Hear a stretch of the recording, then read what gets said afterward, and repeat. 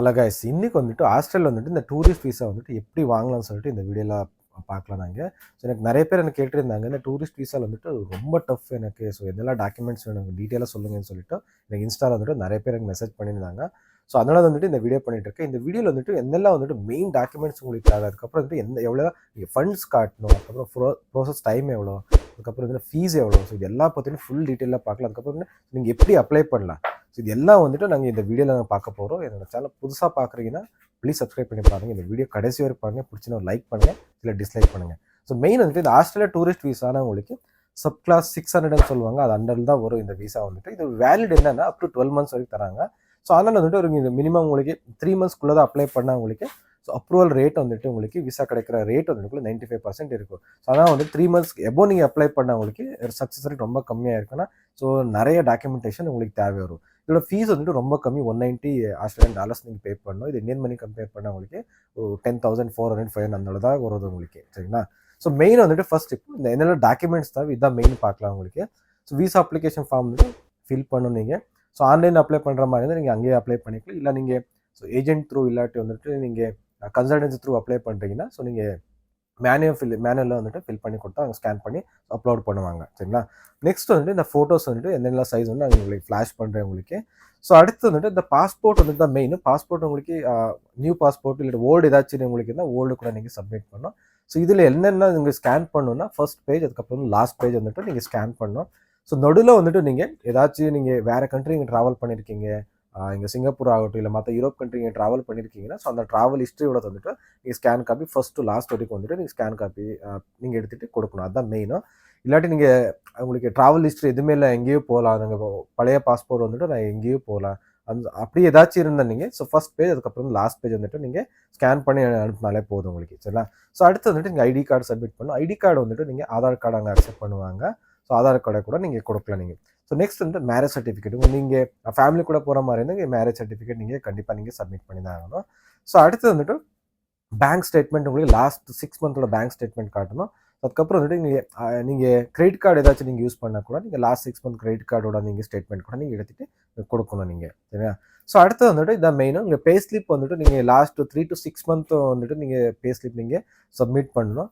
So அதுக்கப்புறம் வந்துட்டு leave approval letter, நீங்கள் கம்பெனி ஹெச்ஆர்ல இருந்துட்டு ஒரு லீவ் அப்ரூவல் லெட்டர் வாங்கணும். அதுவும் உங்களுக்கு கம்பெனி சீல், சிக்னேச்சர், அதுக்கப்புறம் வந்துட்டு இமெயில் அட்ரஸ் ஆகட்டும் இல்லை கான்டாக்ட் டீட்டெயில்ஸ் ஸோ எல்லாமே கண்டிப்பாக இருக்கணும். ஏன்னா வந்துட்டு கிராஸ் செக் பண்ணுவாங்க, பேக்ரவுண்ட் வெரிஃபிகேஷன் கண்டிப்பாக பண்ணுவாங்க. ரீசெண்டாக என்னோட ஃப்ரெண்ட் ஒருத்தர் அப்ளை பண்ணியிருந்தாங்க, பெங்களூர்லேருந்து அப்ளை பண்ணியிருந்தாங்க. ஸோ அவங்க எல்லா ஸ்டேட்மெண்ட் எல்லாமே கொடுத்துருந்தாங்க. ஆனால் வந்துட்டு அவங்க ஸோ வெரிஃபிகேஷன் பண்ணும்போது அவங்க கால் பண்ணி கேட்டாங்க, ஸோ இந்த மாதிரி எம்ப்ளாய் வந்துட்டு ஒர்க் பண்ணுறாங்கன்னு ஃபோன் பண்ணி கேட்டிருக்காங்க. ஸோ அவங்க அந்த மேனேஜ்மெண்ட் வந்து பிஸியாக இருந்தாங்களா என்னன்னு தெரியல. ஸோ இந்த மாதிரி யாரும் ஒர்க் பண்ணலாம்னு சொல்லிட்டு உடனே ஃபோன் வச்சுட்டாங்க. ஸோ ஆனால் வந்து என்ன பண்ணாங்கன்னா ஆஸ்திரேலியா இமிகிரேஷன் வந்து அந்த விசா வந்துட்டு கேன்சல் பண்ணிட்டாங்க, அவங்க அப்ரூவல் பண்ணவே இல்லை. ஸோ இதே மாதிரி வந்துட்டு கண்டிப்பாக வந்துட்டு ஸோ பேக்ரவுண்ட் வெரிஃபிகேஷன் கண்டிப்பாக பண்ணுவாங்க, இல்லை இமெயிலில் பண்ணுவாங்க, இல்லாட்டி வந்துட்டு அவங்க சின்ன டைரெக்ட் கால் பண்ணுவாங்க.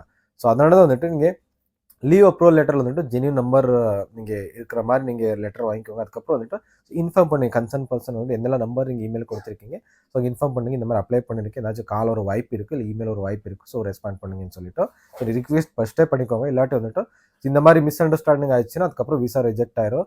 ஸோ அடுத்த நெக்ஸ்ட் டைம் பண்ணாங்க என்னோட ஃப்ரெண்டும், ஆனாலும் கூட என்ன ஆச்சுன்னா திரும்பி ரிஜெக்ட் பண்ணிட்டாங்க. ஏன்னா வந்துட்டு ஸோ திரும்பி ஏதோ ஃபால்ஸ் அவங்க டாக்குமெண்டேஷன் கொடுக்குறாங்கன்னு சொல்லிட்டு திரும்பி ரிஜெக்ட் பண்ணிட்டாங்க. 3rd டைம் அவங்க அப்ளை பண்ணலாம். சரிங்களா? இது வந்து நீங்கள் கண்டிப்பாக நீங்கள் நோட் பண்ண வேண்டியதாக இருக்குது. சரிங்களா? ஸோ அடுத்து வந்து ட்ராவல் இட்டினரின்னு சொல்லுவாங்க. இது எப்படின்னா ஸோ நீங்கள் 30 days நீங்கள் பிளான் பண்ணுறீங்கன்னா 30 days நீங்கள் எங்கெங்கே போகிறீங்க, ஃபர்ஸ்ட் டே நீங்கள் போகிறீங்க, செகண்ட் டே நீங்கள் எந்த இடத்த பார்க்க போகிறீங்க, இதெல்லாம் டீட்டெயிலாக வந்துட்டு நீங்கள் ஸோ அவங்களுக்கு சப்மிட் பண்ணணும்.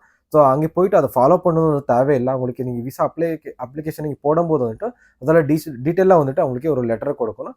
ஸோ அது எப்படின்னா அந்த ஐட்டினரி ஃபார்ம் வந்துட்டு நான் கீழே ஒரு லிங்க் தரேன். ஸோ அதில் போயிட்டு நீங்கள் கண்டிப்பாக நீங்கள் ரெஃபரன்ஸ் எடுத்துகிட்டு நீங்கள் ஃபில் பண்ணிக்கலாம். அது ஒரு நல்ல யூஸ் ஆகும் உங்களுக்கு. ஸோ அடுத்து வந்துட்டு கவர் லெட்டர் வந்துருக்கு, அது கூட உங்களுக்கு எக்ஸாம்பிள் அந்த லிங்க் உங்களுக்கு கீழே நான் உங்களுக்கு தரேன், அதில் போயிட்டு நீங்கள் செக் பண்ணிக்கோங்க. ஸோ கவர் லெட்டர் வந்து டூரிஸ்ட் விசா நான் போகிறேன், எத்தனை நாள் போகிறேன், ஸோ மினிமம் டீட்டெயில்ஸ் இருக்கும், 3 to 4 lines மட்டும்தான். ஸோ அது கூட நான் கீழே ஸோ லிங்க் இருக்குது, நீங்கள் அது போய் நீங்கள் பார்க்கலாம். ஸோ அடுத்து வந்து எஜுகேஷன் டாக்குமெண்ட்ஸ், நீங்கள் டிகிரி வரைக்கும் படிச்சிருந்தா இந்த டிகிரி டாக்குமெண்டேஷன்லாம் நீங்கள் கண்டிப்பாக நீங்கள் ஸ்கேன் பண்ணி நீங்கள் கொடுக்கலாம் நீங்கள். நெக்ஸ்ட் வந்துட்டு ஹோட்டல் புக்கிங் கன்ஃபர்மேஷன், நீங்கள் 30 daysனா 30 days புக்கிங் வந்துட்டு நீங்கள் கண்டிப்பாக நீங்கள் காட்டணும். சரிங்களா? ஸோ அடுத்து வந்து இன்கம் டேக்ஸ் ரிட்டர்ன்ஸ் வந்துட்டு நீங்கள் காட்டணும். இன்கம் டேக்ஸ் ரிட்டர்னில் வந்துட்டு ஃபார்ம் 16 உங்களுக்கு தெரியல.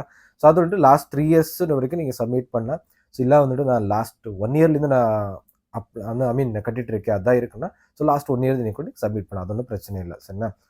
Next funds. இந்த எவ்வளோ நீங்கள் ஃபண்ட்ஸ் காட்டணும், இதுதான் மெயின். நிறைய பேர் கேட்டிருந்தாங்க. ஸோ ஃபண்ட்ஸ் வந்துட்டு நீங்கள் ஒருத்தர் சிங்கிளாக போகிறீங்கன்னா $8,000 நீங்கள் காமிக்கணும். ஸோ இது இந்தியன் மணி கம்பேர் பண்ணவங்களுக்கு ஸோ அப்ராக்ஸ் ஒரு 4.4 lakhs உங்களுக்கு ஒரு 4.5 lakhs நீங்கள் காட்டினாங்க ஸோ போதும். நெக்ஸ்ட் இல்லை நீங்கள் 2 பேர் ஃபேமிலி கூட போகிறீங்கன்னா நீங்கள் $12,000 நீங்கள் காட்டணும் அக்கௌண்ட்டில் வந்துட்டு. ஸோ அது வந்து இந்தியன் மணி கம்பேர் பண்ண உங்களுக்கு 6.6 lakhs ஆயிரும். இல்லை நீங்கள் 3 members இருக்குங்க ஃபேமிலியிலேருந்து 3 பேர் நீங்கள் போகிறோம்னா நீங்கள் $14,000 நீங்கள் காட்டணும் நீங்கள். ஸோ அது இந்தியன் மணி கம்பேர் பண்ணி உங்களுக்கு 7.7 lakhs வரும் உங்களுக்கு. சரிங்களா? இதுக்கு முன்னாடி சொன்ன மாதிரி வந்து நீங்கள் பேங்க் ஸ்டேட்மெண்ட் காட்டுறீங்களா, ஸோ அதே மாதிரி வந்துட்டு அவங்க என்ன வந்து ஃபண்ட்ஸ் ப்ரூஃபிங் வந்துட்டு இந்த ஃபிக்ஸ்டு டெபாசிட் ஏதாச்சும் வச்சுருப்பீங்களா, ஸோ அது கூட நீங்கள் கொடுக்கலாம் நீங்கள். ஸோ அடுத்து வந்துட்டு இந்த எல்ஐசி அந்த மாதிரி எல்லாம் போட்டிருப்பீங்க, ஸோ அந்த மாதிரி கொடுக்கலாம். ஸோ நெக்ஸ்ட் மியூச்சுவல் ஃபண்ட்ஸ் தான் நீங்கள் இன்வெஸ்ட் ஏதாச்சும் பண்ணியிருந்தா அது கூட நீங்கள் காட்டலாம் நீங்கள் ப்ரூஃப் ஆஃப் ஃபண்ட்ஸுக்கு. ஸோ அடுத்து இந்த ப்ராப்பர்ட்டி இன்வெஸ்ட்மெண்ட் ஏதாச்சும் இருந்தால் கூட அது கூட நீங்கள் காட்டலாம்.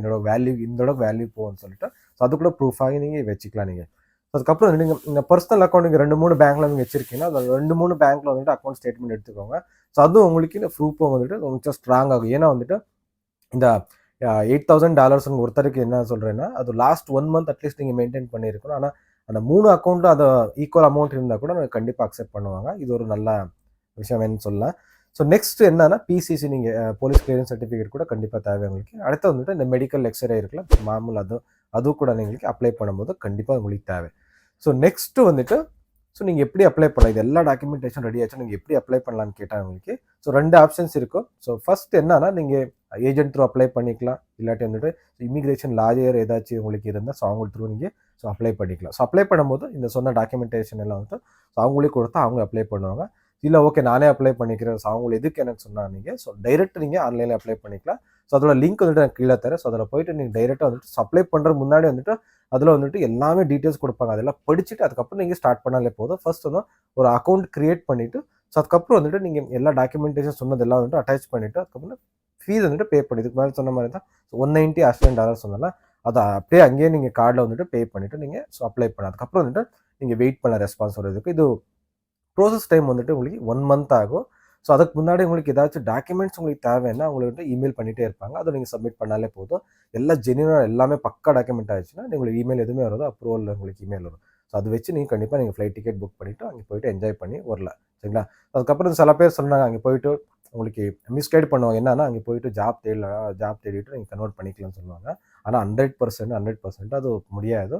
நீங்கள் டூரிஸ்ட் வீசா போகல நீங்கள் சுற்றி பார்த்துட்டே வரலாம். அதுக்கப்புறம் வந்து வீசா எல்லாம் கன்வெர்ட் எல்லாம் பண்ண முடியாது. நீங்கள் ஜாப்க்கு அங்கே போயிட்டு லீகலாக ஒர்க்கும் பண்ண முடியாது. சரிங்களா? ஸோ அதனால வந்து மைண்ட் வச்சுக்கோங்க. ஸோ இவ்வளோ தான் இந்த வீடியோ. ஸோ இதில் ஏதாச்சும் உங்களுக்கு டவுட் இருந்துச்சு எனக்கு கமெண்ட் பண்ணி சொல்லுங்கள் எனக்கு. ஸோ அவளை எவ்வளோ சீக்கிரம் முடியும் எவ்வளோ சீக்கிரம் கிளியர் பண்ணுறேன். ஸோ இந்த வீடியோ உங்களுக்கு பிடிச்சிருந்தா ஒரு லைக் பண்ணுங்கள், இல்லை டிஸ்லைக் பண்ணுங்கள். ஸோ அடுத்த வீடியோ சந்திக்கலாம். Bye, take care, love you all guys.